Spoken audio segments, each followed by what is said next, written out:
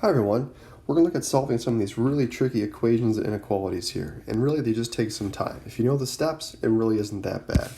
So what we're going to always start with first is combining anything we can with like terms once the parentheses are gone. So really the parentheses are where we start with first, and then we combine like terms.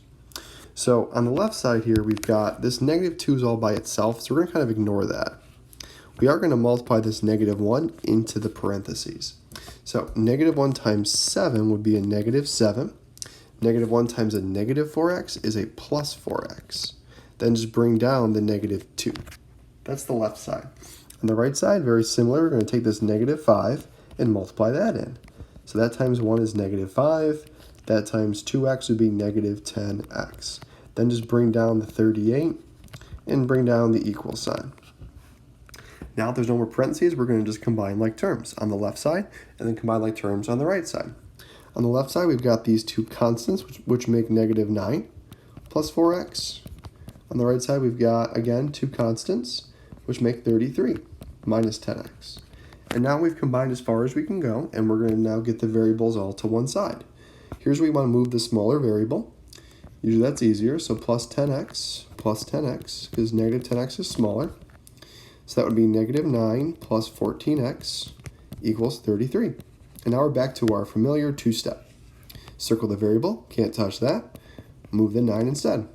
Plus 9 to both sides gives you 42 equal to 14x. One more step and we've got this. Divide by 14 and x equals our answer, 3.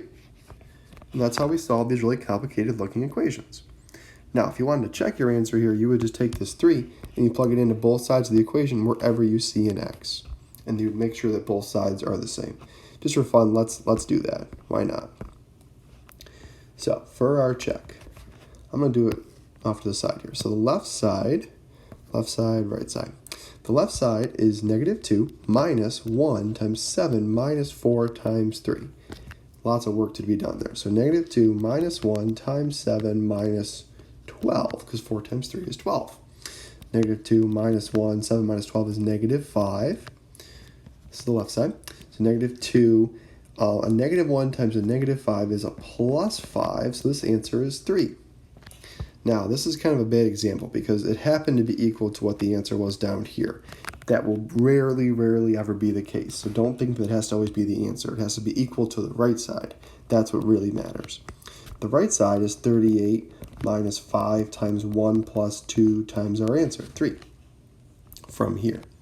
So 38 minus 5 times 1 plus 6, which is 38 minus 5 times 7, which is 38 minus 35, which does equal 3. So because these two match, that means our answer from before was correct. Now, they happen to also be the answer, but that will rarely ever be the case. So don't think it has to be equal to what x was, because that's very rare that actually happened. Okay, another complicated looking one. Let's give this one a shot.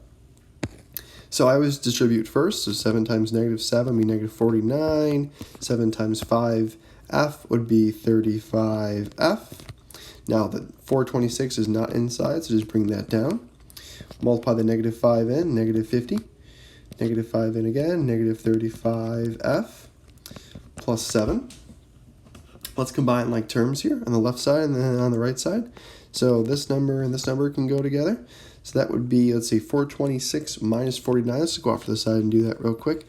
426 minus 49. Let's see, well, 16 minus 9 would be 7. I got to borrow here. 11 minus 4 would be 7, so 377. So 377 plus 35f equals, again, combine like terms. That's negative 43. That's a negative, minus 35f. Now let's get our variables all to the same side. I always move the smaller one, so let's move that negative 35f. And what do we get? We get 377 plus 70f equals negative 43. Oh boy. Okay, two-step equation. Here we go. There's the variable, can't touch that. Let's move this 377. So we get 70f equaling. These are same signs, find the sum, so really we're adding those two together, then just keeping the negative.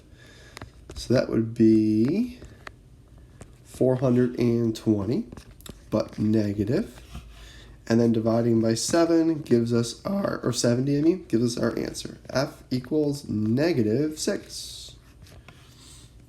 Okay, that was complicated, but not that bad. If you want to check it, go ahead and check it. I'm good, I think. I'm going to move on to the next one. Inequalities, you solve them basically the same way. Distribute first. 10 times -6m is -60m. 10 times 2 is 20. Minus 4, bring down that symbol. So -72 is still there. 7 times -6 is -42. 7 times 10m is plus 70m.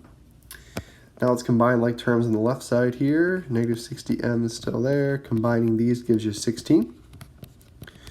More like terms here on the right side gives you -114 plus 70m. Let's move our variables so they're all on the same side. So moving the smaller one, plus 60m gives you 16 is less than or equal to -114 plus 130m. Oh boy, okay. 2 steps to go and we got this.